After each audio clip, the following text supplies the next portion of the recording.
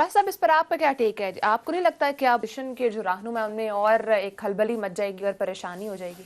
कोई खलबली शलबली नहीं मची, नहीं होगा मेरा कुछ नहीं भी? ख्याल है। यहाँ पे मैं उसकी वजह बताता हूँ दो तीन।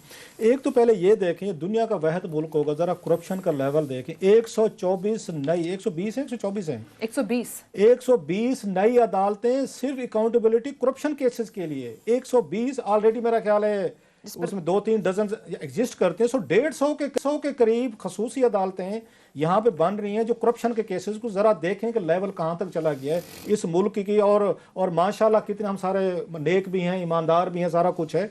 इससे अब आपको तसव्वुर करना चाहिए, जो पाकिस्तान पर $100 अरब से ज़्यादा का वो बना है ना, ये कैसे बना है। लोग तो कहते हैं ब्यूरोक्रेसी का, मैं हमेशा कहता रहता हूँ कि जिन लोगों ने हमारे ऊपर ना बड़े एतराज़ात होते हैं कि आप आगे डुअल नेशनल की बात क्यों करते हैं। ओ भाई साहब, हमारी ब्यूरोक्रेसी के मोस्टली अब तो लोग कहते हैं कि 60-70% जो है इन्होंने बैरून मुल्क नेशनलिटीज ले रही है, बच्चे बाहर सेटल कर लिए, जदादें बाहर ले रही हैं, तो पैसा कहाँ से कमा रहे हैं। अब आपको समझ आनी चाहिए कि किस लेवल पे चीज़ें यहाँ से उस पर चली गई हैं, एक चीज़।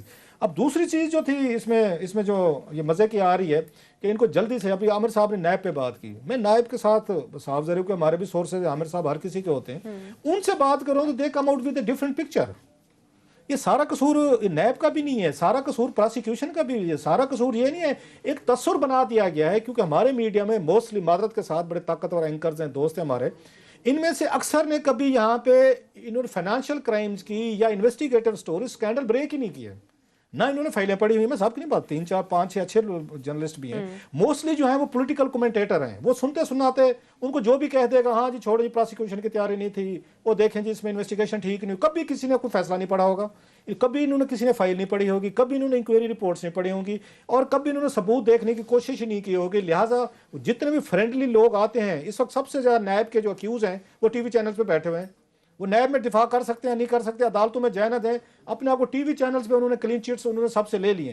अब सवाल ये है कि इसमें मसला क्या आता है कि डॉक्टर आसिम, चलो मैं वहाँ से शुरू करता हूँ आमिर साहब, डॉक्टर आसिम हुसैन जरदारी साहब के बड़ी, एक डॉक्टर को उठा के उन्होंने लगा दे पेट्रोलियम का, उन्होंने गैस का लगा दिया, पेट्रोलियम ठीक करो, तबाह करके गए सारे का सारा पीएमडीसी को, जो उन्होंने उस वक्त की है, जो आज हालत हुई ना पीएमडीसी की, डॉक्टर आसिम का बड़ा, उनकी वीडियो आई थी सामने वो, जिसमें पूरे कन्फेशन किए थे उन्होंने वहाँ पे, उसमें बैठ के कि मैंने कैसे कैसे जरदारी साहब के क्या क्या खाते खांचे हैं। उनको पता है जमानत किस चीज़ पे मिली हुई है, मेडिकल ग्राउंड पे, और क्या कहा गया कि इनको मर्जी का डॉक्टर दिया जाए, मर्जी का इलाज करवाएंगे, जहाँ से करवाना चाहते हैं, इनको कुछ नहीं कहना। और उनके हामी नारे मारते आ गए हमें चिढ़ाने के लिए। क्या बना, देखा तुम लोग गलत थे, तुम लोगों ने स्टोरीज ठीक नहीं की। फवाद साहब का पढ़ लें सर, उनको जमानत किस चीज़ पर मिली है सर, ज़रा पढ़ लें कि उनको अगेन उसमें क्या एक्सक्यूज़ दिया गया है।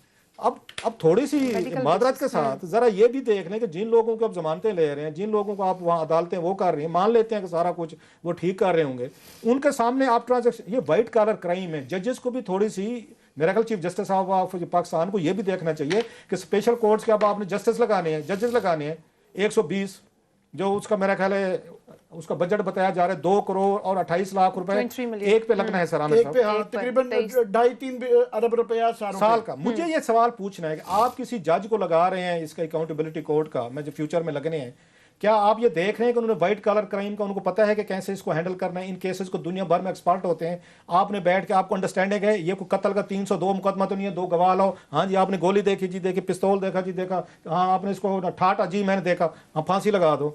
ये भाई साहब ये वो केस नहीं है, ये व्हाइट कॉलर क्राइम है। व्हाइट कॉलर क्राइम है, आपको मनी ट्रेल, आपको ट्रांजैक्शन, आपको बेनिफिशियरीज, उनके रिश्तेदार, नैब लाज में कवर है सारी चीजें। आप एक ही बात कह देते हैं वहां पे बैठे हुए, वो ये साबित नहीं कर सका, ये एक वन लाइनर होते, उसको उठाते हैं और उठा के पूरी दुनिया में बांट देते हैं, वो देखें साबित नहीं कर सके।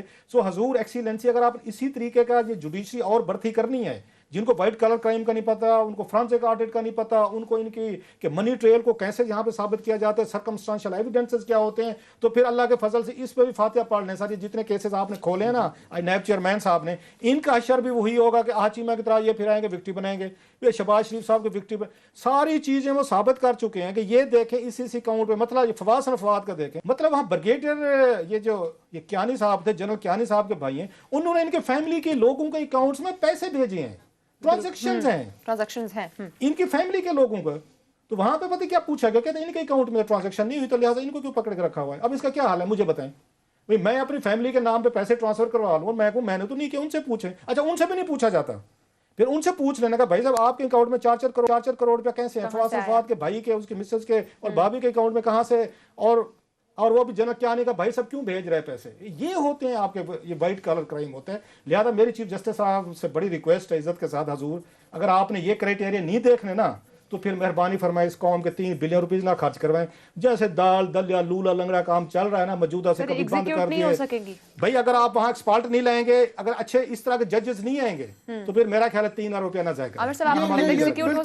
ये मैं बिल्कुल बहुत अच्छी है, मेरी भी दरखास्त होगी चीफ जस्टिस साहब से कि जिस तरह इन्होंने बड़ा अच्छा किया है ये स्पीडी जो है ट्रायल्स जो है सारा, इसके लिए मैं समझता हूँ ये 2.5-3 अरब रुपए देना इट इज़ वर्थ इट, बिल्कुल दे, ताकि जो है ना ये पीनट्स है, जो कि पैसा वैसे ही आपने उनसे निकलवाना है वो इससे बहुत ज़्यादा होगा। दूसरा ये है कि ये बिल्कुल गवर्नमेंट से, जिस तरह गवर्नमेंट ने इतला दी है चीफ जस्टिस साहब को कि जनाब हम कर रहे हैं, हम प्रोसेस में हैं, साथ में गवर्नमेंट से एक रिपोर्ट मंगवा लें कि जनाब ये स्पीडी ट्रायल्स जो होंगे इनके अंदर जो है कैपेसिटी बिल्डिंग के लिए आप क्या कर रहे हैं, और क्राइटेरियन को भी ज़रा दोबारा नज़र मार लें, उसको अपने अंडर रखें। पहले भी वैसे उसके लेट डाउन रूल्स हैं, मगर जिस तरह का रिसेंटली हमने जजेस का जो हाल देखा है, इरशद मलिक केस एंड 2-3 इस तरह के केसेस हुए हैं, तो उसको देखते होता है कि कहीं ना कहीं गड़बड़ है, क्राइटेरियन में कमी है या सिलेक्शन के प्रोसेस में कमी है। अब मैं क्विकली आ जाता हूँ कि मुझे जो है ना इसमें ये इससे इसको जोड़ें जो स्पीडी ट्रायल होने जा रहे हैं और इस आज की नैब की प्रेस रिलीज को देखें तो फिर जो है ना वो जो मैं कह रहा हूँ ना चीज़ें क्लाइमेक्स की तरफ जा रही हैं। ये 3 साल बाद फैसला नहीं होना, ये अभी फैसला हो जाना है, क्योंकि इसके अंदर जो 11 केसेस हैं उसमें 2-3 पे मैं सिर्फ नजर मारता हूँ।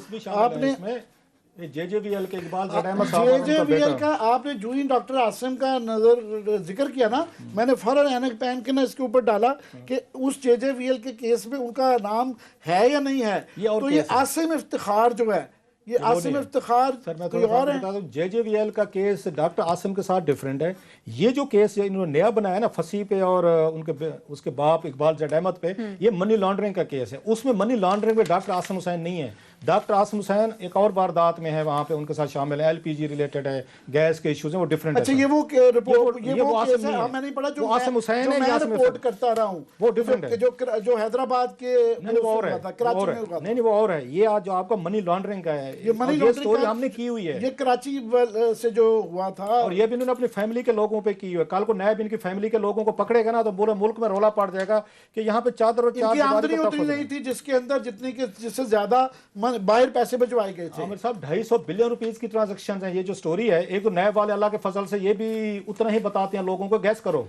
ये तो हमने क्योंकि पढ़ी हुई है स्टोरी, स्कैंडल ये ब्रेक किया हुआ है हमने, इसको सारी स्टडीज हैं, डॉक्यूमेंट्स हैं, मुझे इसके बैकग्राउंड का पता है। ये 250 बल्कि एग्जैक्ट अमाउंट बताऊं, इसकी 243 बिलियन रुपीस की ट्रांजैक्शन जो है इकबाल जट अहमद साहब और इनके बेटे वगैरह वो ना फंसी उनके अकाउंट से रिलेटेड है।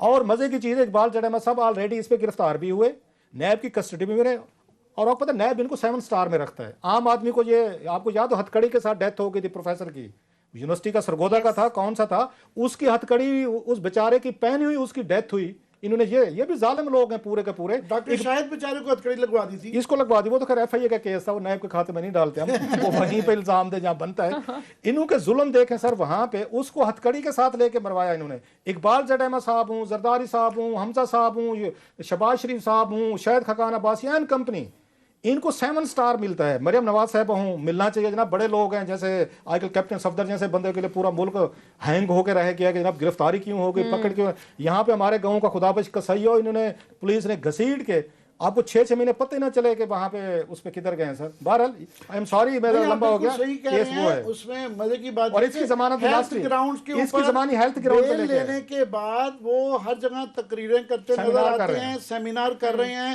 वो हाईएस्ट लेवल